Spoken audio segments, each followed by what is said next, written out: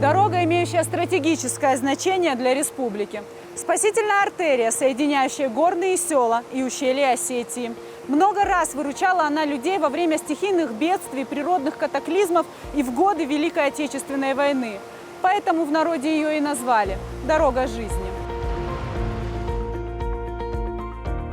Возвращение людей в горные села, развитие новых туристических направлений, упрощение логистики. С реконструкцией дороги, связавшей два ущелья Северной Осетии, открылись новые возможности во многих сферах жизни человека. Задумка у нас появилась, а почему бы не связать Дегорское ущелье, да, с Алагирским ущельем, не выезжая там на равнинную часть, и приняли решение, давайте начнем поэтапно реконструкцию этой дороги. Мы находимся в поселке Садон, куда постепенно возвращается жизнь, и во многом благодаря реконструкции автодороги. Детский смех, непринужденная беседа у крыльца, ежедневные заботы и хлопоты. Представить такую картину еще несколько лет назад было бы просто невозможно. После того, как на поселок обрушился сель, жизнь в Садоне остановилась, ушла вместе с жителями горняцкого поселка. Но многие так и не смогли смириться, что некогда самый богатый и дружный уголок республики остался покинутым. Сердце садонцев осталось здесь, в родном поселке. Поэтому при первой возможности люди стали возвращаться, обустраивать свой быт. Все свое детство я провел в этом поселке, на выходных, на каникулах. Здесь бабушка, дедушка мои жили. С своего детства вспоминаю, как правило, только можно сказать, Садон. С возрастом как-то стало больше сюда тянуть, поэтому решил что-то сделать. Остановился на этом, пруд как-то красиво, чисто, не знаю, больше мне это по душе занятие.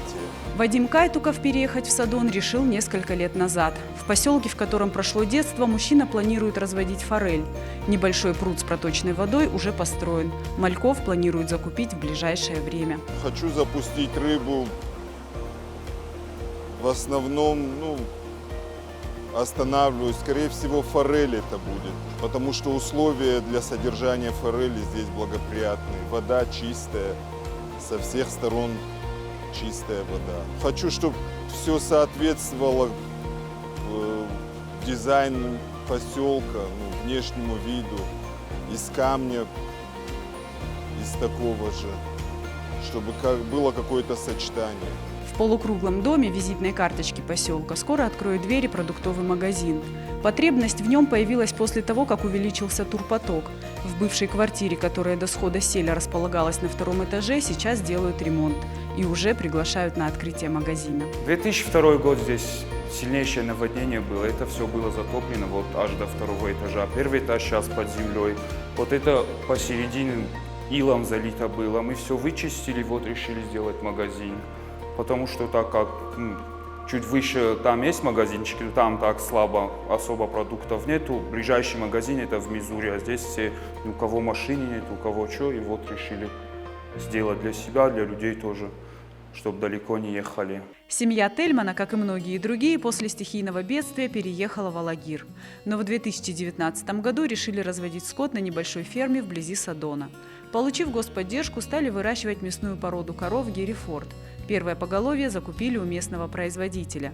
В теплое время года буренки находятся на вольном выпасе вблизи селения Верхний Ход. После того, как получили грант, мы решили закупить 15 голов Герефордов, потому что в нашей местности они хорошо адаптируются, более как-то акклиматизацию быстро проходят, и за счет этого, чтобы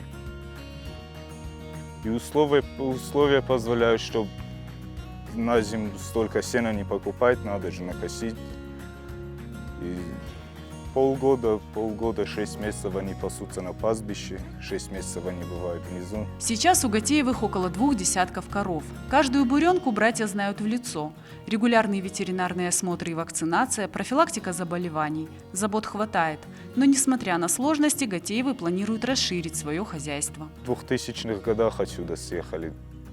И дом остался, надо же как-то обратно восстанавливать. оживить как-то место надо обратно. Грант не оформляли, если у тебя городская прописка, ты должен быть в горах прописан, не только по горной прописке делали это. Вот решили, наш отец здесь жил раньше, дом заново будем строить здесь, думаем здесь как-то расширяться дальше. Практически все свое время Гатеевы проводят в Садоне. Говорят, приезжать сюда большая радость не только для родителей, которые провели здесь молодые годы, но и для самых маленьких членов семьи. Сквер появился в прошлом году, его построили в прошлом году, так как здесь был всего лишь пустырь. И в память шахтеров его вот построили. Здесь это шахтерский поселок раньше был. Вот там шахты наверху, их даже видно. Они здесь добывали руду, и вот в память их, чтобы почтить их память, вот построили нам сквер. Он качель есть, ребенок может хоть где-то погулять, покататься. Раньше вообще здесь ничего не было. Вот этот парк открыли, сюда начали заезжать люди, смотреть, вот фонтанчик сделали. Очень красиво. Алагирское ущелье привлекает не только жителей, но и гостей республики. Для многих из них посещение маленьких поселков становится полной неожиданностью. Я здесь уже 4-й день. Мы уже посетили несколько ущелий, и это наша очередная поездка, очередное направление. Ну и, наверное, да, впечатление вот этого поселка очень-очень необычно встретить. Мы едем, да, по гравийке, скалы, и тут мы выезжаем в поселок, причем в поселок, где стоит жилой дом, где живут люди, и настолько необычная архитектура, ты совершенно не ожидаешь увидеть это в горах. Вернуться в горные села для людей стало возможным во многом благодаря реконструкции автодороги, которая связала и закольцевала два ущелья – Алагирское и Дюгорское. Из Садона теперь можно попасть в села Иравского района. Сейчас дорожники ведут берегоукрепительные работы, строят мосты. В рамках реализации проекта реконструкции автомобильной дороги Транскам Верхний Сгид-Мацута мы производим работы по строительству мостов и подпорных стен. На данном этапе у нас идет строительство по всем 7 мостам в опережение планов, в которых было запланировано строительство одного моста и части подпорных стен. Но мы идем с небольшим опережением и ведем работы по всем направлениям. Строительство рассчитано на 3 года. Сдать объект планируют в 2025 году. Общая протяженность участка около 5,5 километров. Помимо строительства асфальтированной дороги, здесь благоустроят и укрепят склоны, сделают тротуары. Дорога будет состоять из 2 полос шириной по 3 метра. Мы взяли вот 3 населенных пункта. Первый 5,6 километра протяженность, это вот от федеральной трассы Транскам через Садон, Галон, Куретта. И вот дошли мы до развилки Верхний Сгид, Нижний Сгид, вот до этой точки, 5,6 километра. Вот разработали проектно-сметную документацию, разбили ее на 3 части. Первый этап реконструкции дороги завершили год назад. Строители возвели подпорные стены, чтобы защитить дорогу от природных воздействий, паводков, селей, камнепадов. В этом году приступили к реконструкции мостовых переходов. Благодаря дороге, пролегающей меж высоких гор и бурных рек, связывающей осетинские села 2 ущелий, развивается не только туризм, но и наука, и сельское хозяйство. Поднимаясь по извилистой дороге, мы попадаем в Верхний Сгид. Как и Садон, Верхний Сгид – шахтерский поселок. Во время Великой Отечественной войны каждая 2-я пуля, выпущенная советскими солдатами, была отлита из свинца, который добывали в Северной Осетии. Поэтому переоценить значение шахтерских поселков просто невозможно. И в наши дни Верхний Сгид имеет стратегическое значение для страны, обеспечивая продовольственную безопасность государства. Здесь, на высоте более 2000 метров над уровнем моря, в чистой фитосанитарной зоне, выращивают семенной картофель первого полевого поколения. Благодаря в том числе и этому стало возможным к 2030 году обеспечить около 20% потребностей российского рынка в семенах картофеля. По виляющей дороге из Садона можно попасть не только в Верхний Сгид, но и в Мацуту. Дюгорское ущелье пользуется популярностью у туристов, по праву считаясь одним из самых красивых в республике. Селение Камата, 1380 метров над уровнем моря. Именно здесь развивает свой проект Сергей Селезнев. Из небольшого туристического хостела проект семьи Селезневых вырос до научно-исследовательского центра.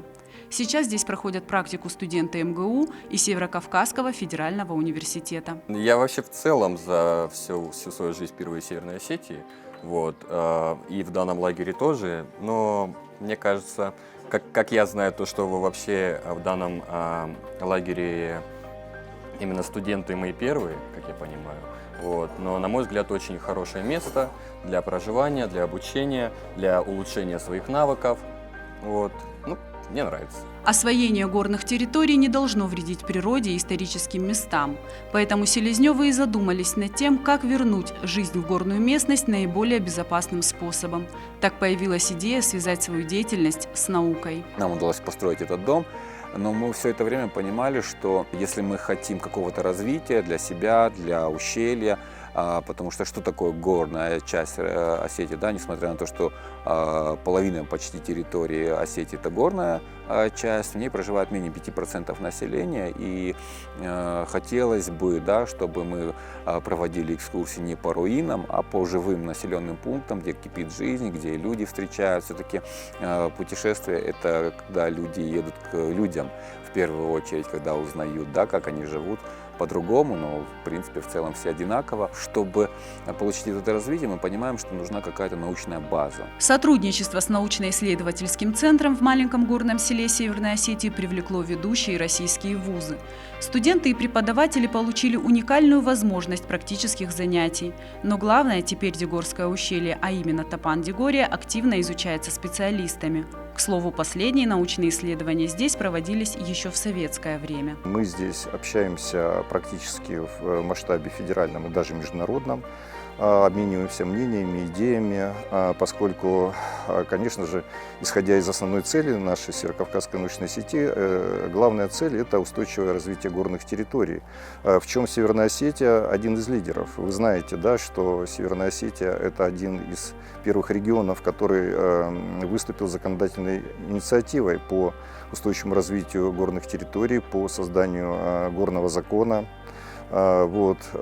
Кстати, как раз именно одним из результатов работы этой сети является вот сейчас принятие рамочного закона о горных территориях в рамках Союза независимых государств. Селение Коммунта – самая высокая точка на карте Дигорского ущелья. В некогда густонаселенном селении сейчас постоянно живет лишь несколько человек. Чем примечательно то, что, во-первых, это самое высокогорное селение здесь, в Горной Дигории. Мы сейчас стоим на отметке 1980 метров над уровнем моря. При этом очень древнее селение. Можно сказать, что на отрезке 2-3 тысячи лет было несколько поселений ровно на этой же точке, которые сменяла одна другую. То есть по мере того, как население заселяло, да, то есть приходили новые племена, новые люди, но тем не менее точка оставалась старой.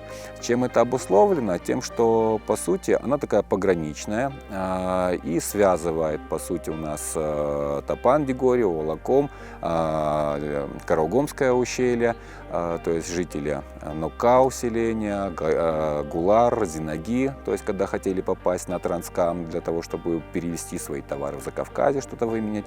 То есть они проходили через эту точку. Опять же, жители Топан-Дигории проходили через эту точку, поэтому это такой мощный торговый узел. И во время Великой Отечественной войны Коммунта имела стратегическое значение. Здесь располагался военный госпиталь. Но главное, отсюда шла дорога в Тбилиси, куда отправляли тяжело раненых солдат.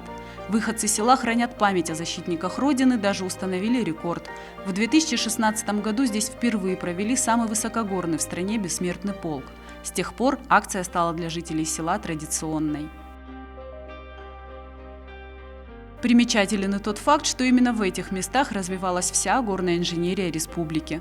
Еще в царские времена здесь проводились курсы инженерного дела. Лучшие специалисты отправлялись в Америку, чтобы обучать своих партнеров добывать нефть глубинным способом. С приходом сюда бельгийцев они очень активно начали развивать сопутствующую инфраструктуру, и были построены школы, вот, собственно, в селении в Галяте, в Коммунте, в Думте, в Махчевске. И здесь, наверное, будет слышать довольно забавно, но жители Верхнего Фаснала учили американцев добывать нефть. Горы издавна манили людей. Кто-то стремится покорить новую очередную вершину, другие посмотреть на неизведанные места. Оставляя в горах Осетии частичку своего сердца, туристы складывают пирамидки из камней. По поверьям некоторых народов, они исполняют желания. Соберу и я свою пирамидку.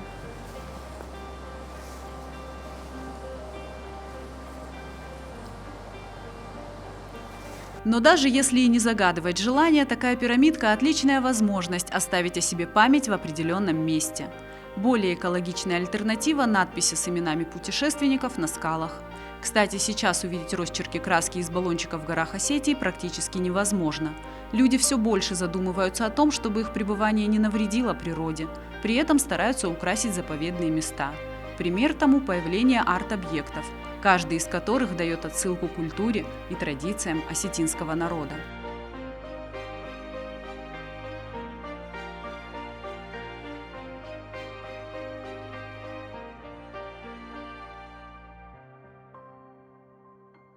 Даже в высокогорных селах люди стараются поддерживать в чистоте и порядке общественные места и памятники. Яркий пример этому – глава Мизурского сельского поселения Аслан Кайтмазов. Его наша съемочная группа застала возле памятника красноармейцам у поселка Галон, где глава вместе с сыном и племянником косили траву. Здесь с буйной растительностью борются регулярно. Последний покос был в начале мая. За лето предстоит сделать еще несколько таких расчисток. Должно у нас быть в опрятном виде. Вот здесь мы сейчас занимаемся покосом, памятник захоронения Великой Отечественной войны. Каждый год мы и красим, и косим несколько раз в году. На территории Мизурского сельского поселения находится 9 кладбищ воинам Великой Отечественной войны. Это у меня в Нузале, Сгиди, Садоне 2 и здесь в Галоне. Сейчас мы занимаемся покосом травы, потом вернемся. Сегодня сквер Шахтерский будем косить. Так что работы здесь много, поселение большое. Но несмотря на улучшение условий жизни в горных селах и развитие инфраструктуры, у садонцев остается ряд вопросов, которые необходимо решать на уровне властей. Возвращение в родные места невозможно без официального разрешения. На данный момент так получилось, что когда было наводнение, жители не имеют права здесь закона, они выселены, получили компенсации, переехали в все другие районы. Но остались пенсионеры, которые не могут, допустим, жить, привыкли здесь, и им трудно в других городах, в других наших селах жить. Возвращаются. Помимо этого, очень многие администрации поселка обращаются, чтобы как-то законно приобрести жилье здесь. Есть такие, допустим, дома, которые сохранились, можно что-то в них придумать, чтобы люди смогли жить. За вековую историю эта дорога стала свидетелем множества исторических событий. Времена запустения, когда люди вынужденно покидали горные села, и сейчас, когда стали в них возвращаться. Артерия, связавшая ущелье, спасала людей в тяжелые периоды. Например, во время Великой Отечественной войны эта дорога была единственной альтернативой военно-осетинской дороге, которая была в руках у фашистов. Дорога жизни, молчаливый свидетель целой эпохи, верный страж на службе у человека.